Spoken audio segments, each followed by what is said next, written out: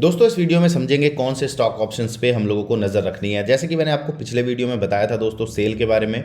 133 का पुट था दोस्तों, और मैंने आपको बताया था कि ये लो कट जाता है अगर करीब करीब 150 के आसपास का ये लो था, और उसके बाद ये ऊपर आके खड़ा हो जाता है तो एक अच्छी अपसाइड हमको दिख सकती है। वही होता हुआ दिखाई दिया। यहाँ से अगर आप देखोगे इस पर्टिकुलर काउंटर ने काफ़ी अच्छा यहाँ से दोस्तों मूव दिखाया, करीब करीब 58% का, जो कि एक अच्छा मूव होता है। यहाँ पे देखिए अभी भी इसमें थोड़ी सी हिट बाकी है, अभी भी ये और अच्छा परफॉर्म करता हुआ दिखाई दे सकता है। यहाँ पे देखिए सबसे पहले हम लोगों को समझना है स्टील अथॉरिटी ऑफ इंडिया जहाँ पर हम हैं, हो सकता है यहाँ से एक हमको ब्रेकआउट दिखाई दे जाए। ठीक है, हो सकता है अगर ऐसा होता है तो ये जो प्रीमियम है ये काफ़ी नीचे आ जाएगा। हो सकता है दोस्तों ये 70 पैसे आ जाए, हो सकता है ये 80 पैसे आ जाए, लेकिन यहाँ से दोबारा से कुछ ग्रीन कैंडल बनने शुरू होते हैं तो समझिएगा कि ये फिर से दोबारा से स्ट्रेंथ लेना शुरू कर रहा है। क्योंकि अगर आप नोटिस करोगे ये जो काउंटर है सेल का एक डाउन ट्रेंड के अंदर आ गया है और यहाँ से ये लिक्विडिटी लेने गया था। अब यहाँ से हो ये सकता है कि जैसे ही ये जो ग्रीन बार है जैसे ही इसके ऊपर से दोस्तों सेलिंग प्रेशर बिल्डअप होने लगेगा तो ये फिर यहाँ से गिरना शुरू कर देगा। तो हमको इस पे नज़र रखनी है, क्योंकि देखो अगर ये दोबारा से 132 से सीधा पहुँचता है 122 123 के लिए तो एक बहुत अच्छी अपॉर्चुनिटी यहाँ पे ओवरऑल दिखाई देगी इस हफ्ते ने, इस एक्सपायरी में नहीं अगली एक्सपायरी में।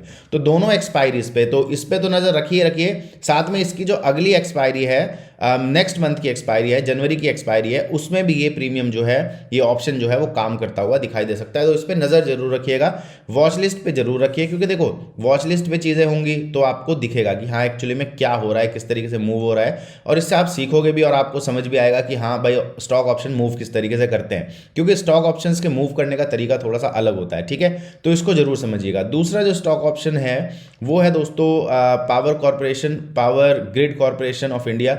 यहाँ पे अगर आप देखोगे इसमें हमको थोड़ी सी गिरावट दिखाई दी है और इसके बाद इसमें थोड़ा सा प्रेशर भी दिखाई दे रहा है। तो यहाँ पे अगर हम चलें और देखें कि भाई कौन सा स्टॉक ऑप्शन हम इसमें उठा सकते हैं, तो अगर हम 265 का ही दोस्तों जाके स्टॉक ऑप्शन देखें तो भी आपको दिखाई देगा कि वह बहुत ज़्यादा महंगा नहीं होगा। तो यहाँ पे अगर चलें और देखें 265 का जो पुट है वो उसकी क्या स्थिति है, तो यहाँ पे आपको दिखाई देगा कि वो चल रहा है करीब करीब ₹1.30 पे। अब ₹1.30 पे तो ये चल रहा है और यहाँ से देखो हमको एक अच्छी अपसाइड भी दिखाई दी है। तो यहाँ पे एक चीज़ समझने वाली बात है कि जब तक ये ऊपर है दोस्तों इस पर्टिकुलर लेवल के जो कि है 60 पैसे, तब तक ये बुलिश है। तो मान के चलिए कि थोड़ा बहुत ऊपर की तरफ ये मूव दिखा भी देता है, मान के चलिए यहाँ से थोड़ा सा ऊपर आने की कोशिश भी करता है, तो भी ये यहाँ कहीं पे आएगा। और अगर यहाँ कहीं पे आता है और यहाँ से आपको फॉल्स ब्रेक डाउन देता है, ठीक है, 60 रुपये के नीचे 60 पैसे के नीचे एक लो लगाए और फिर ये ऊपर आके दोस्तों खड़ा हो जाए, तो फिर यहाँ से एक वैल्यू एडिशन इसमें होता हुआ दिखाई दे सकता है। क्योंकि जिस तरीके से गिर रहा है ये एक इंपॉर्टेंट जगह से दोस्तों फॉल है, ये एक कोई रैंडम फॉल नहीं है, एक इंपॉर्टेंट जगह से फॉल है। और जब इस तरीके के फॉल हमको दिखाई देते हैं खासतौर से इंपॉर्टेंट जगह से, तो फिर वहाँ से दोस्तों जो काउंटर्स हैं जो स्टॉक्स हैं वो थोड़ा बहुत और गिरते हुए दिखाई देते हैं। हमको बहुत ज़्यादा बड़ा मूव चाहिए नहीं, अगर ये मान के चलिए नीचे आता है यहाँ कोई फॉल्स ब्रेकडाउन देता है तो फिर ये ऊपर की तरफ दोस्तों निकल सकता है। तो इसमें भी नज़र बना के रखिएगा, क्योंकि अगर ये यहाँ से गिर रहा है और 267 का जो लेवल है ये ब्रीच नहीं हो रहा है, तब फिर इसके जो अगले टारगेट्स होंगे दोस्तों वो 256 250 255 के आसपास तक ये जाता हुआ दिखाई दे सकता है। उस केस में इस एक्सपायरी में तो नज़र रखिए, साथ में अगली एक्सपायरी पे भी दोस्तों नज़र रखिए, क्योंकि ये स्टॉक ऑप्शन जो होते हैं आप सभी को पता है मंथली एक्सपायरी के ऑप्शंस होते हैं, और इसमें ज़रूरी नहीं है कि इसी एक्सपायरी में हम लोगों को मूव दिखाई दे जाए, क्योंकि पोजिशनल ट्रेड्स होते हैं। तो इसमें आप लोगों को ध्यान रखना है कि हाँ भाई आगे चल के अगले हफ्ते ये क्या कर सकता है, अगले जो एक्सपायरी है उसमें ये क्या कर सकता है। तो इसको वॉच लिस्ट में रखिए, पावर ग्रिड कॉर्पोरेशन को भी अपना वॉच लिस्ट में रखिए। टेक महिंद्रा का एक पुट है, हाँ ये अगर आप देखोगे ये एक पुट है 1600 का पुट, ठीक है, इस पे भी थोड़ा सा नज़र रखिए, ₹2.60 पे ये चल रहा है। और अगर ये निकलता है दोस्तों हमारा 170 के नीचे और फिर यहाँ से रिकवरी लेता है तो यहाँ से भी एक अच्छा मूव एक्सपेक्टेड है। क्यों है, क्योंकि देखो टेक महिंद्रा जो है उसमें ऊपर से हम लोगों को थोड़ा सा सेलिंग प्रेशर जो है वो बिल्डअप होता हुआ दिखाई दे रहा है। और जब इस तरीके से कोई प्रेशर बिल्डअप होता है खासतौर से इंपॉर्टेंट लेवल से, तो मार्केट्स जो हैं वो थोड़ा सा रिवर्स होते हुए हम लोगों को दिखाई देते हैं। तो यहाँ पे देखो एक बहुत अच्छा यहाँ पे जो ग्रीन बार था वो भी आउट हो गया है, उड़ गया है, अब यहाँ से देखो, अगर ये अपने बेस तक भी जाता है तो जो बेस है वो है करीब करीब 1580 का।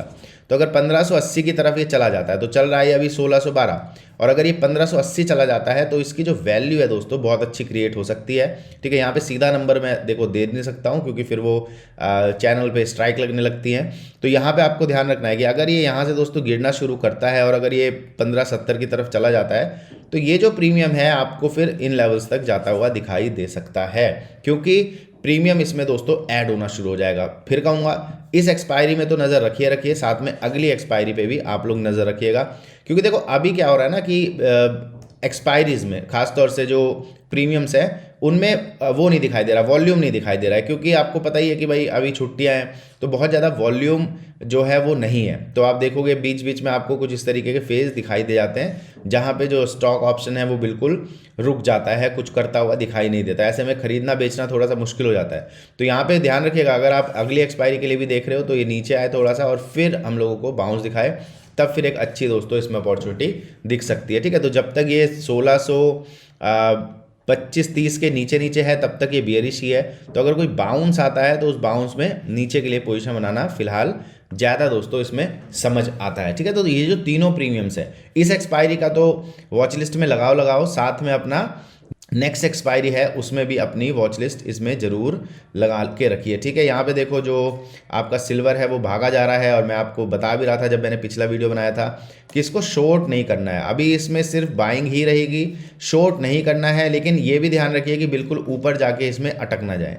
ठीक है, तो यहाँ पे जाके इसमें अटकना भी नहीं है, क्योंकि ये एग्जॉशन मूव है, और एग्जॉशन मूव जब आता है दोस्तों तो फिर होता क्या है कि जितने लोग भी यहाँ पे फोमो के चलते इसको पकड़ेंगे फिर यहाँ से दोस्तों ये गिरना भी शुरू कर सकता है। तो ये चीज़ इसमें ना करिए, क्योंकि ऐसे में फिर प्रॉब्लम आना शुरू हो जाता है। ठीक है, गोल्ड में भी अगर आप देखोगे एक बहुत अच्छा मोमेंटम बना हुआ है और ये भी दोस्तों ऊपर की तरफ भागे जा रहे हैं। तो एग्जॉशन मूव्स हैं, और एग्जॉशन मूव्स में तुरंत दोस्तों एंट्री नहीं करते हैं, क्योंकि अगर आप यहाँ एंट्री भी कर लोगे या 2 दिन बाद यहाँ पे आके मार के फिर ये ऊपर निकल जाएगा। ठीक है, तो मेक श्योर करिए कि अगर गोल्ड और सिल्वर में आप एंट्री बना रहे हो तो पुल बैक का जरूर वेट करें, और उसके बाद एक कंटिन्यूएशन के लिए जा सकते हैं। सिमिलरली दोस्तों कॉपर जो है, कॉपर की भी यही स्थिति है, जिस तरीके से सिल्वर की स्थिति आपको दिखाई दे रही है उसी तरीके से कॉपर की भी यही स्थिति है। तो यहाँ पे आप देखोगे 9% का मूव इसने दिया था, और जब इस तरीके के बड़े एग्जॉशन मूव आते हैं तो यहाँ पे नहीं अटकना होता है। ठीक है, तो यहाँ पे नहीं अटकना है, बाउंस जितना आ रहा है वो तो आ ही रहा है। अब अगर एक चीज़ और है ना, अगर आप यहाँ पे जाके इसमें एंट्री करना शुरू करते हो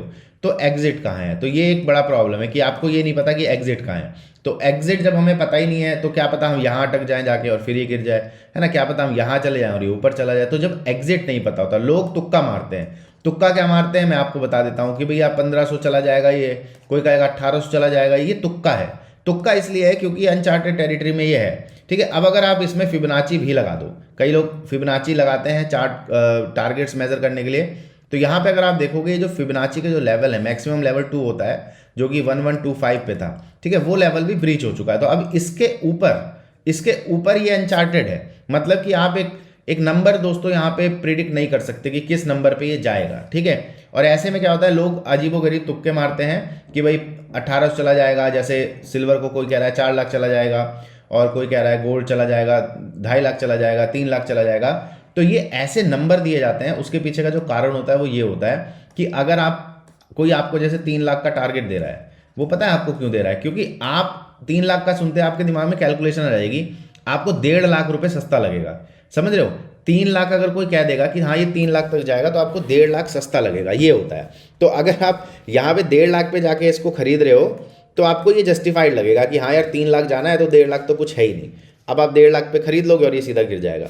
और 3 लाख का टारगेट देने का एक कारण और होता है कि आप जब देखते हो कि हाँ यार ये डबल हो जाएगा, ठीक है, ये डबल हो जाएगा, तो क्या होता है कि जो पब्लिक है जो इस चीज़ को नहीं समझती कि किस तरीके से ट्रैप किया जाता है वो फंस जाती है। ठीक, तो यहाँ पे इस चक्कर में मत रहिए कि ये कहाँ चला जाएगा। जब मैंने आप लोगों को यहाँ पे निचले स्तरों पे 68,000 70,000 के आसपास ये था, तब मैंने आपको 1.5 लाख रुपए बोले थे। ठीक है, ये 1.5 लाख रुपए चला जाएगा। ऑब्वियसली अब ये देखो जा ही रहा है, 140 तो आ ही गया है ना, 10,000 रुपये और बचे हैं, वो आए ना आए उसमें कोई बहुत बड़ा मैटर नहीं है। लेकिन मैटर क्या है कि अब यहाँ से इसको बाय करना रिस्की है। ठीक है, तो कई सारे लोग पूछते हैं सर गोल्ड सिल्वर में क्या करें, तो देखो मेरे हिसाब से जो बाइंग की जो जगह थी, ठीक है, वो अब निकल चुकी है। मैंने आप लोगों के लिए स्पेशल वीडियो भी बनाया था, यहाँ पे भी बनाया था, और सीधा बताया था आप लोगों को कि भाई देखो यहाँ इस पर्टिकुलर पॉइंट के ऊपर ऊपर जब तक ये बुलिश है, था ही कितना इसमें स्टॉप लॉस, कोई स्टॉप लॉस नहीं था, बहुत छोटा सा स्टॉप लॉस 2% का स्टॉप लॉस था मान के चलिए, और यहाँ से ये पहुँच गया दोस्तों 30%। तो यहाँ पे अगर आप देखोगे कि एक जगह होती है दोस्तों खरीदने की, एक जगह होती है सेल करने की, तो ये अब खरीदने की जगह नहीं है, ये अब देखने की जगह है। जो खरीदेगा यहाँ पे हो सकता है दोस्तों वो ट्रैप हो जाए, ठीक है, हो अगर किस्मत अच्छी है तो हो सकता है कि भाई यहाँ से 20% और ऊपर चला जाए तुरंत, लेकिन यहाँ पे एक ट्रैप भी हो सकता है, तो उस ट्रैप से भी थोड़ा सा बचने की कोशिश करिएगा। भागिए मत किसी भी काउंटर के पीछे, क्योंकि फिर प्रॉब्लम आ जाती है, क्योंकि हमें टारगेट नहीं पता होते हैं। अब जैसे गोल्ड में हम निकालने की कोशिश करें भाई क्या टारगेट हो सकता है, तो यहाँ पे अगर आप चलोगे तो मैक्सिमम टारगेट इसका क्या हो सकता है, 148, 146, अभी के हिसाब से 2000 रुपये ऊपर मान लो 150, ठीक है।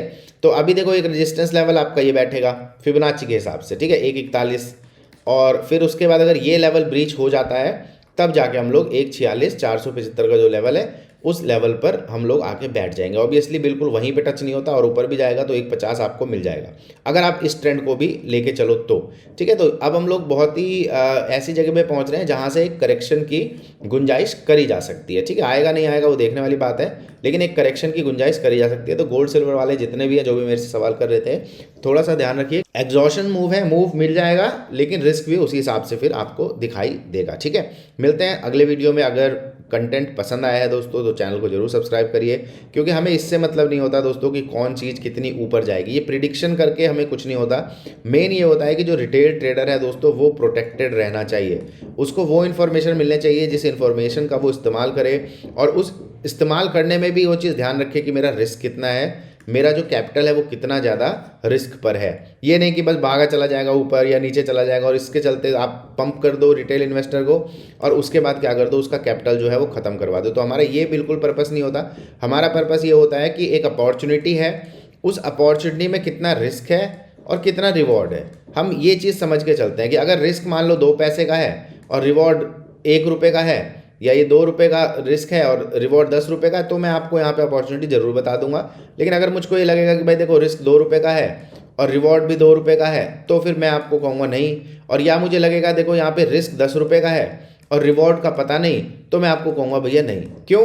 क्योंकि रिस्क जो है वो सबसे मेन प्रायोरिटी है। क्योंकि हम लोग क्या करते हैं, एक ट्रेड हमने लिया, एक में प्रॉफिट बुक किया, फिर दूसरा लिया, फिर तीसरा लिया, इस तरीके से करके हम लोग कंटिन्यूसली ट्रेड में बने रहते हैं। और एक गलती 2 गलती दोस्तों क्या करती है, पूरा कैपिटल को वाइप आउट कर देती है। तो वो चीज़ हम लोगों को बचानी है, ठीक है। तो हम लोग मिलते हैं दोस्तों अगले वीडियो में। Take care, all the best. Channel को जरूर सब्सक्राइब करिए, क्योंकि इन्फॉर्मेशन यहाँ पे आपको ऑथेंटिक मिलती है। Take care, see you next time.